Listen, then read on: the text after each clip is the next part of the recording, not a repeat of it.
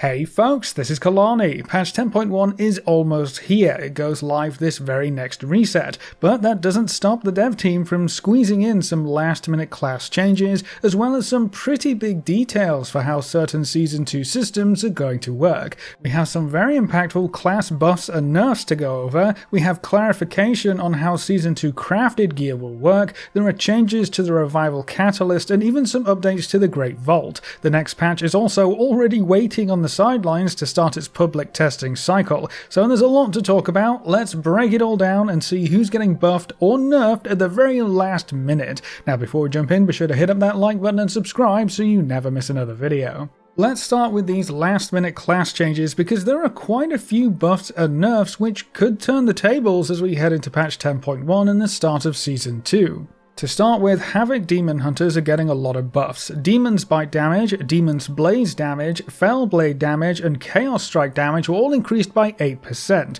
Serrated Glaive's debuff duration was increased and now retains up to 30% additional duration when refreshed, and there was also a quick bug fix for Chaos Theory. But with a good portion of their base rotation getting some pretty big damage increases, Havoc is looking very strong going into next week. The next class with some quick changes are the Druids, but it's only for Feral, I'm afraid. They're getting an across-the-board 5% damage buff, so that should help them keep up just a little bit more. Resto Druids also saw a last-minute nerf to their 2-set bonus, knocking that down to a 10% increase down from 12%. Evokers will also see a change to their new set bonus, and it's another nerf. The 4-set will now require 4 Empowers spellcasts, up from 3, so you won't be able to take advantage of it quite as often.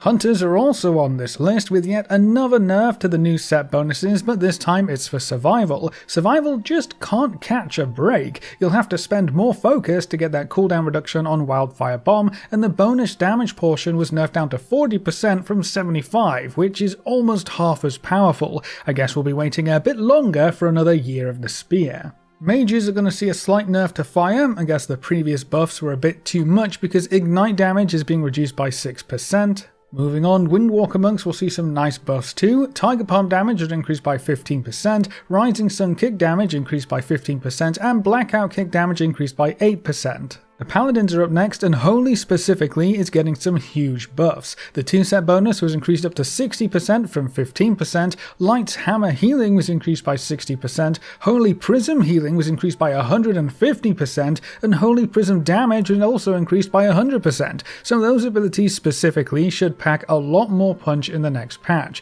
For protection, the Aegis of Light passive was reduced down to 30% stamina and 10% armor, Righteous Protector's cooldown reduction is now 2 seconds down from 3, and Sentinel's health is now 1% per stack down from 2%, so quite a few nerfs for the protection paladins. Are you tired of random pop-up ads in your browser or concerned about scam advertising? Fear not, because NordVPN's latest security solution, Threat Protection, has got your back. It is not only a free advanced security feature that comes with NordVPN, but it also provides a better level of security against unknown dangers and advanced internet attacks. Consider it your very own cybersecurity hero. Threat Protection goes beyond just being a VPN. It's a full-fledged anti-malware powerhouse that makes sure your digital life is always safe. It scans your files while you're downloading them, identifies threats and blocks them before they can even think about harming your device. Plus, it blocks pesky ads and keeps you from landing on malicious websites. And the best part? You don't even need to be connected to a VPN to use it. Simply enable it in the NordVPN app and you're good to go. It's so easy to use that even your grandma could do it.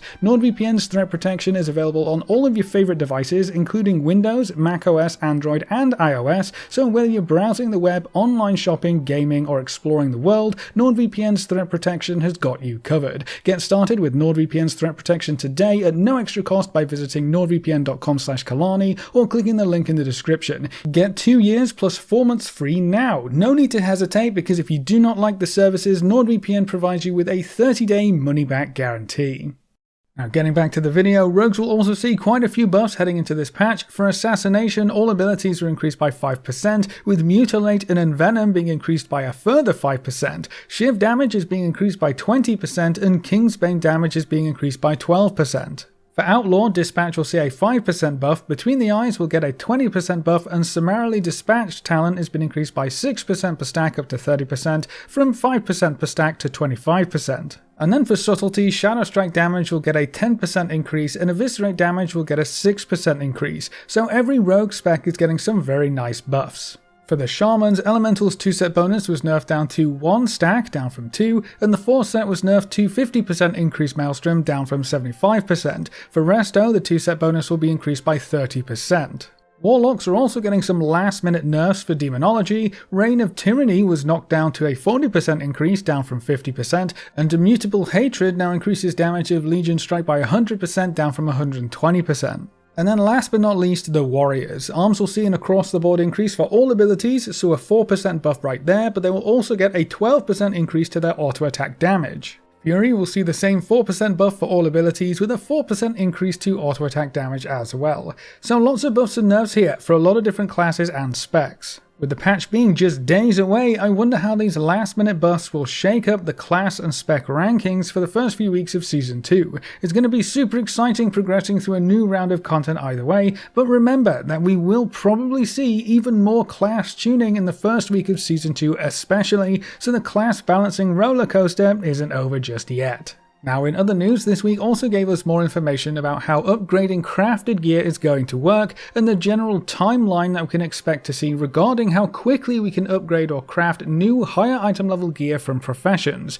Crafted gear from Season 2 starts at item level 411 to 424 based on crafted rank, so even the initial set of crafted gear without any upgrades is going to be a huge item level boost for the vast majority of players. You can upgrade your Season 1 crafted gear into Season 2 crafted gear too, by the way, so all of that effort and time is not lost. But to upgrade or create crafted gear with Season 2 item levels, you are going to need a new spark. Getting a Spark of Shadow Flame is going to be slightly different when compared to the Spark of Inspiration, but the timeline is more or less the same. To create one spark, you will need 2 splinters of a spark. We will be able to earn 1 splinter every week in Zaralek Cavern, which means we can create 1 full spark every 2 weeks. So you will need to actively play every week to keep up with your sparks by the sounds of things, but we will see that same pacing of 1 spark every 2 weeks as we saw in Season 1. That means you can upgrade 1 piece of crafted gear every 2 weeks to the new Season 2 system. There seems to be 2 different ways to earn your weekly splinter. You can get them from your first Militia's Horde per week, or your first Sensational Niffen Treasures per week. The Militia's Horde comes from completing weekly quests for Militia in the PvP room in Valdrakken, and then the Niffen Treasure comes from completing the weekly quest for the Niffen, which is to earn 1500 rep. So do either of these things and you can get your splinters and sparks. The most important part here though is that you will actually be able to earn 2 splinters in the very first week. That means the first spark will be available the week the patch goes live, with every subsequent spark being made available every 2 weeks after that. One other major change here is that these sparks and splinters don't have a cutoff, with Sparks of Inspiration in Season 1 after that 5th spark quest. Getting more after that was completely random. That will not be the case in Season 2. It's 1 splinter per week, so 1 spark every 2 weeks for the rest of the season using these weekly quests. No RNG involved, which is much better in my opinion. After upgrading your crafted gear to Season 2 status using a Spark of Shadow Flame, you will then be able to upgrade the item level all the way up to 447 using the new enchanted Shadow Flame crests. So crafted gear can once again stand amongst some of the best gear available in the game in Season 2. We also have more information as well as some changes for the Revival Catalyst as we head into Season 2. So to start with, the Catalyst will become active in the week of June 13th, so that's 6 weeks after the patch goes live. That's still quite a long wait in my opinion, but the dev team don't seem too keen on introducing it earlier, so I guess we're stuck with that timing for now. The major difference between the Season 1 Catalyst and the Season 2 Catalyst is that the charges will accrue automatically, so we won't have a weekly quest that needs to be picked up and completed to get your charge. As soon as the Catalyst fires up, we will get 1 charge right there and then 1 charge automatically every week after that. This will also count for your alts, so they don't have to do any extra work, and every charge you spend is on a per character basis, so no changes there either. There will also still be 0 currency requirement to to use the catalyst, so all you need is that passively earned charge and a piece of equipment you can actually use. This will make it much easier to keep up with and take full advantage of the revival catalyst in general. In addition to those changes, the dev team are also working on making it possible to use the catalyst to turn Season 1 items into Season 1 tier sets for transmog purposes. The current plan is for this item to require no currency and also use no charges, so all you need is that Season 1 item to convert and you'll still have access to that Season 1 transmog. As I said, they are still working on this, so we'll have to see if they can finalize this idea before the catalyst arrives on June 13th. There is also a last-minute change to how earning loot in the Great Vault is going to work. Throughout Season 1, whenever you killed a boss on a certain difficulty, that boss's loot was added into the pool of items you could get in your raid reward rows for the Great Vault. So to get the best items, you would need to kill the further-in bosses. Makes sense, right? Well, some players were actually using these rules to their advantage and only killing specific bosses to try and target loot in their Great Vault. For example, if you only kill Razagath, the idea was that you should only see Razagath loot in the Great Vault, giving hunters especially some extra chances of seeing that bow. So players were killing the minimum number of bosses to get some raid loot in the Great Vault, and specifically choosing which bosses to kill to maximize their chances of seeing certain items. But the dev team are changing how Great Vault loot works in Season 2. In Season 2, whenever you kill a boss in the raid, that boss's loot will be added into the Great Vault pool, but so will every other boss before that boss in the raid. So if you go in and kill the last boss, you will actually unlock all bosses' loot in the Great Vault, which means no more weird targeting tactics, which is honestly a good thing.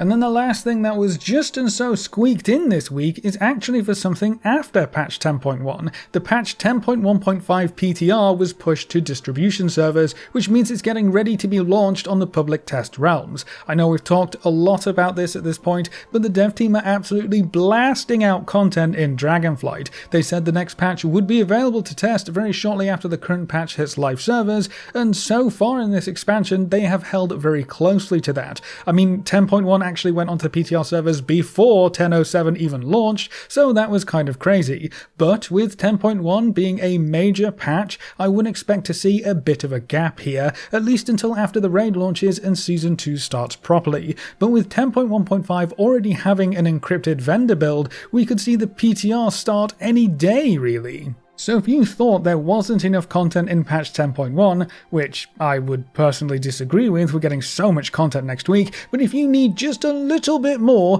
remember that we do have constant updates coming down the pipeline. But that's all of the last minute updates for patch 10.1, so that's it for this video. What are you most looking forward to with the patch going live this very next reset? The new zone, new Mythic Plus dungeons, the new raid, or maybe something else? Leave all your thoughts in the comment section below. A big thank you to all of our supporters over on Patreon and to all members here on YouTube. You can see the names floating by on screen. If you'd like to add your name to the end of every video, a special shout out at the start of the next video, you can find links in the description over to Patreon, or click the join button just below this video. And if you want to see more videos like this, make sure to subscribe and ring that notification bell so you never miss another video. Thanks for watching, folks, good luck and have fun, and as always I will see you next time.